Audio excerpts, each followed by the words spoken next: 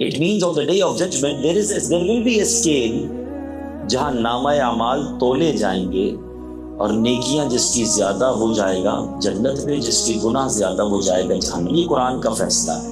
Now I have a question for all of you، سچے دل سے اپنے آپ سے پوچھیں کہ ہم نے اب تک جو زندگی گزاری ہے نیکیاں زیادہ ہیں یا گناہ زیادہ ہیں؟ اگر دل سے سچا جواب یہ آ رہا ہے کہ ہاں گناہ زیادہ ہے، نیکیوں کو تو ویسے ہی پتہ نہیں کہ جو کی بھی ہیں وہ قبول بھی ہوئی کہ نہیں، کیونکہ اس میں اخلاص نہیں، اس میں بہت سارے دیگر پرابلمز بھی ہیں، تو پھر کیسے بیل آؤٹ ہوگا آن دا ڈے آف ججمنٹ؟ حدیثوں میں یہاں تک آتا ہے کہ ایک نیکی کسی بندے کی کم پڑ جائے گی اور وہ اپنے دوستوں کے پاس جائے گا، اپنے ماں باپ کے پاس جائے گا، but nobody will help him on the day of judgment، کیونکہ نفسی کا دور ہوگا۔ everybody they have own burden، ان کے اوپر اپنا بوجھ ہوگا، کوئی مدد نہیں کرے گا، تو وہاں میں کس سے مدد لوں گا؟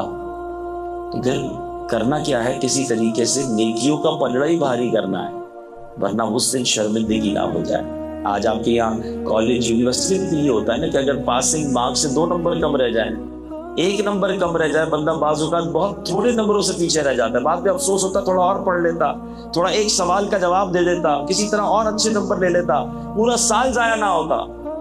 یہاں سال ضائع ہوتا ہے، وہاں تو جہنم اور جنت کا فیصلہ ہوگا اگر ایک نیکی بھی کم پڑ گئی۔ اب اس سینیریو کے اندر درود پاک کی اہمیت کو سمجھیے۔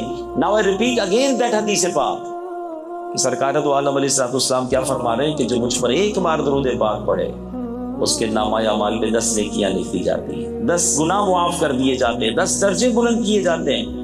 Try to understand, the more I recite درود پاک، جتنا میں درود پاک پڑھتا جاؤں گا نیکیوں کا پلڑا بھاری ہوتا جائے گا، گناہوں کا پلڑا ہلکا ہوتا جائے گا۔ گناہ ڈیلیٹ بھی تو ہو رہے ہیں نا۔ اٹ مینز بیلنس شیٹ کو بہتر کرنے کا شاندار فارمولا، قیامت کے دن کی شرمندگی سے بچنے کا ایک شاندار وظیفہ کیا ہے کہ ہم کثرت سے درود پاک پڑھیں۔ اگر یہ امیجنیشن بن جائے نا کہ میں جتنے درود پڑھتا جاؤں گا اتنا میرا نیکیوں کا پلڑا بھاری اور گناہ جو کر بیٹھا ہوں انشاءاللہ وہ ڈیلیٹ ہوتے جائیں گے۔ تو اللہ کرے کہ ہم کثرت سے درود پاک پڑھنے والوں میں شامل ہو جائیں۔ اور بڑے آسان سیغے ہیں درود پاک کے۔ الصلاۃ والسلام علیک یا رسول اللہ صلی اللہ تعالی علی محمد صلی اللہ علیہ وسلم۔ There are so many simple درود پاک۔ آپ میرا خیال ہے کہ تھوڑی دیر میں بہت سارے درود پاک پڑھ لیں۔ تو آئیے مل کر محبت کے ساتھ درود پاک بھی پڑھ لیں اور یہ نیت بھی کر لیں کہ انشاءاللہ ہم کثرت کے ساتھ درود پاک پڑھیں گے۔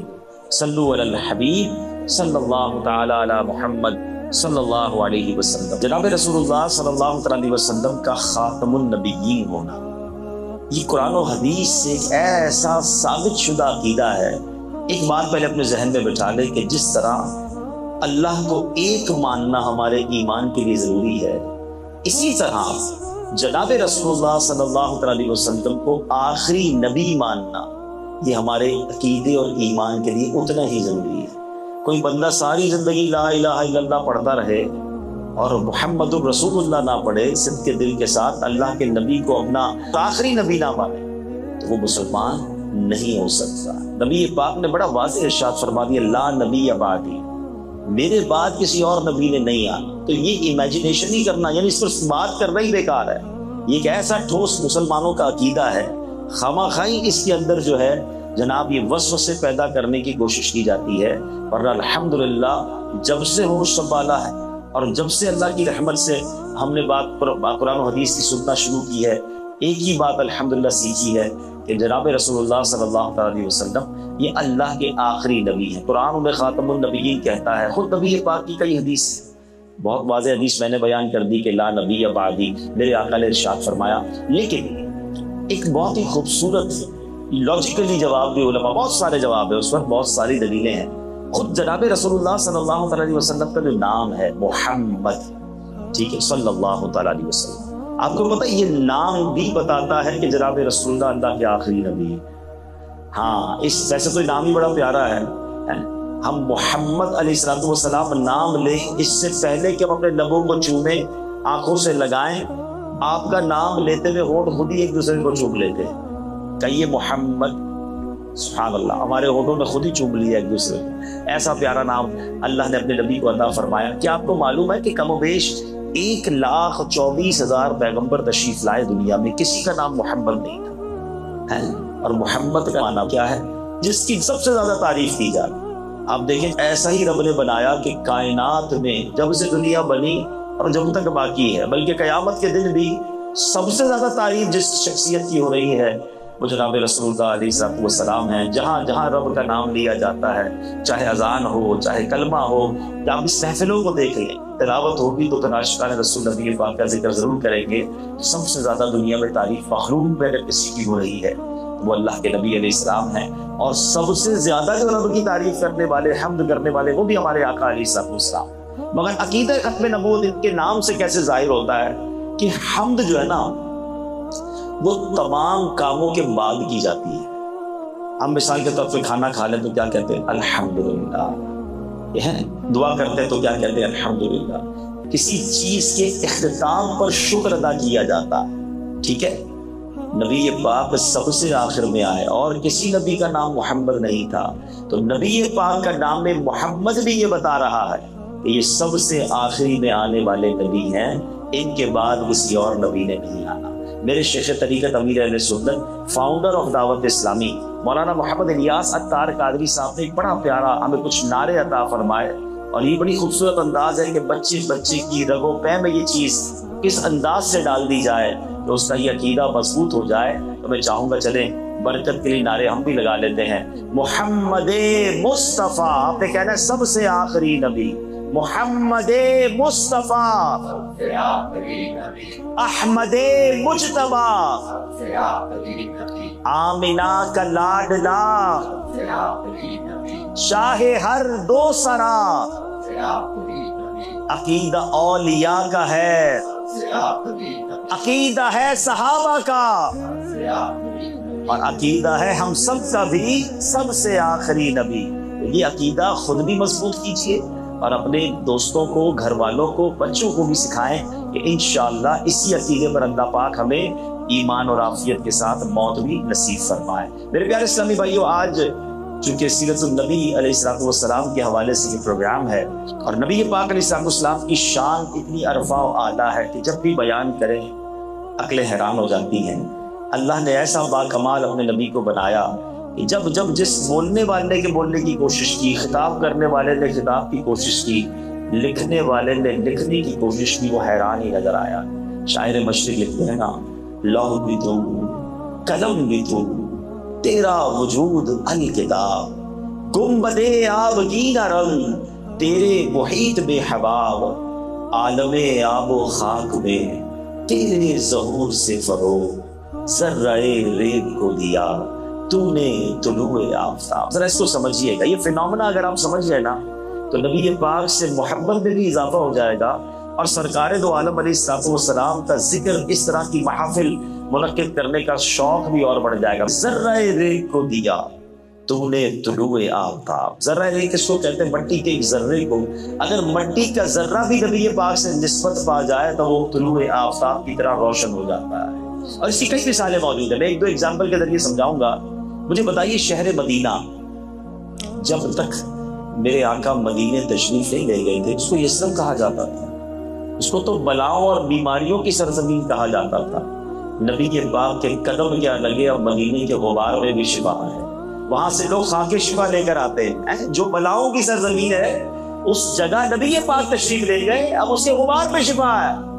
کیوں؟ جب سے قدم لگے ہیں رسالت مآب کے، جب سے قدم لگے ہیں رسالت مآب کے، جنت بنا ہوا ہے مدینہ مصطفیٰ، ذرہ ریگ کو دیا تم نے طلوع آفتاب۔ ایک ایسی شخصیت جو ننگی تلوار لے کر نبی پاک علیہ السلام کو معاذ اللہ شہید کرنے کے لیے تلاش کر رہے ہیں کہ میں اٹیک کروں گا اور مسلمانوں کے نبی کو شہید کر دوں گا، مگر جب اس شخصیت نے نبی پاک کا دیدار کیا، آنکھوں میں اس تائی کا ذکر بار بار ہوتا ہے، بلکہ نعتوں میں شعراء نے لکھا، کیا لکھا؟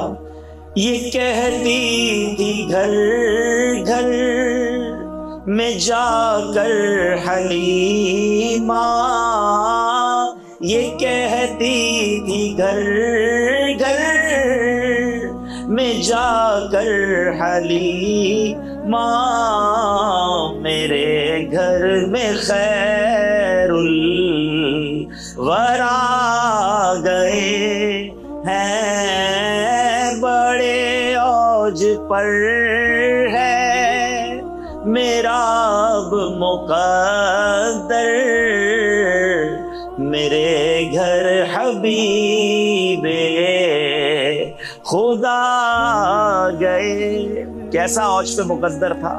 بی بی حلیمہ کہتی جب مکے جا رہی تھی نا میری سواری سب سے پیچھے رہ جاتی تھی، قافلے والے مجھے کہتے ہیں Halima because of you we became late, اے حلیمہ تمہارا جو اونٹنی ہے اتنی کمزور ہے، بار بار پیچھے رہ جاتی ہے، ہمیں دیر ہو جاتی ہے۔ بی بی حلیمہ کہتی مکے پہنچی، ایک چاند سے چمکتا چہرے والا بچہ دیکھا، ساری دائیاں بچے لے گئی، اس بچے کو کسی نے نہ لیا۔ کہتی اس لیے نہ لیا کہ اس بچے کے والد نہیں تھے، دائیوں نے سوچا بچے کو لے جائیں گے پیسے نہیں ملیں گے، اس بچے کو سب چھوڑ کر چلے گئے۔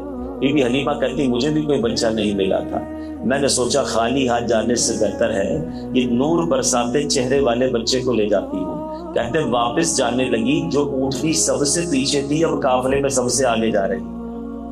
قافلے والے کہتے حلیمہ کہ جانور تبدیل کر دیا۔ حلیمہ نے کیا جواب دیا؟ بڑے اوج پر ہے میرا اب مقدر، میرے گھر حبیب خدا گئے۔ اپنے گاؤں میں پہنچتی ہیں، اس زمانے میں چراغ جلائے جاتے تھے، لوگ رات کو چراغ گل کر دیتے تھے، اندھیرا ہو جاتا تھا۔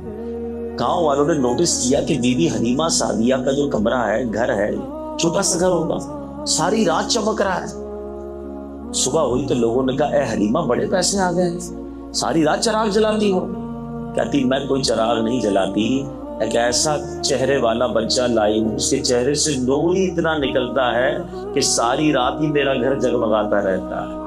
یہ ظلمت سے کہہ دو کہ ڈیرے اٹھا لے، کہ ہے ہر طرف اب اجالے اجالے اجالے اجالے، کہا جن کو حق نے سراجم منیرا، میرے گھر وہ نور خدا گئے۔ پتہ کیا چلا؟ ذرہ ریگ کو دیا تو نے طلوع آفتاب۔ اس حلیمہ کا نام بھی روشن ہو گیا۔ بلکہ اگر آپ بھی چاہتے ہیں کہ میرا نام روشن ہو، مجھے عزتیں ملیں، تو جس نے نبی پاک کا نام لیا، جس نے سرکار دو عالم علیہ السلام کے ذکر کو بلند کیا، ان کے عشق کی بات کی، اللہ نے ان کے ناموں کو بلند کر دیا۔ آپ ہسٹری اٹھا کے دیکھ لیں، بلکہ آج بھی جو علماء کرام، جو نعت خواہ حضرات، جو منتظمین نبی پاک کے چرچے کو بلند کرنے کی کوشش کرتے ہیں نا، اللہ ان کو عزت عطا فرما دیتا ہے۔ شاعر لکھتے ہیں ان کے جو غلام ہو گئے، وقت کے امام ہو گئے، نام لیوا ان کے جو ہوئے، ان کے اونچے نام ہو گئے۔ ان کا نام لینے والا بندہ بن جائے، دنیا میں بھی برکتیں ملنی ہیں اور آخرت میں بھی عزتیں ملنی ہیں۔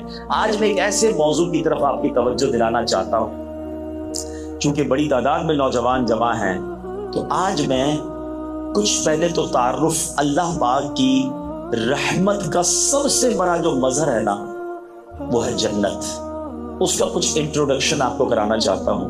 اور پھر ایک کمال کی حدیث جو نوجوانوں بلکہ ہم سب سے بڑی ریلیٹ کرتی ہے، میں انشاءاللہ وہ بیان کروں گا۔ میں چاہوں گا توجہ کے ساتھ اگر آپ بیان میں شامل رہیں گے۔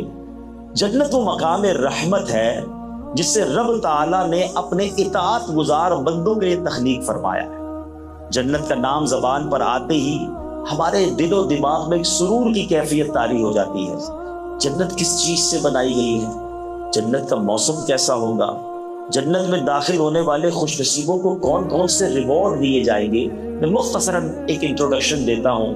اللہ کی رحمت کے اس عظیم مقام کے بارے میں آپ بھی امیجنیشن، اول تو اس کی امیجنیشن ہو نہیں سکتی، لیکن پھر بھی آئیے وہ ذکر سنیے۔ سیدنا ابو ہریرہ رضی اللہ تعالیٰ عنہ نے نبی پاک سے ایک بار عرض کی، ترمذی شریف کی حدیث ہے، یا رسول اللہ صلی اللہ علیہ وسلم ہمیں جنت اور اس کی تعمیر سے متعلق بتائیے، جنت کیسی ہے؟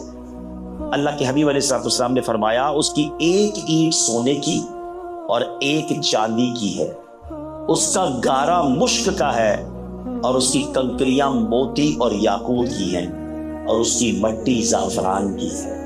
دنیا میں لگژری ہاؤسز کی ہم بات کرتے ہیں، انٹرنیٹ پر بہت بڑے بڑے بادشاہوں کے محل کی پکچرز موجود ہیں، مگر ایسا دنیا میں کوئی محل نہیں ہوگا کہ جس کی ایک اینٹ سونے کی، ایک چاندی کی، جس کا گارا جو ہے اللہ اکبر مشک کا ہو، جس کی مٹی زعفران کی۔ اللہ کے حبیب علیہ الصلوۃ والسلام فرماتے ہیں جنت بڑی کتنی ہے۔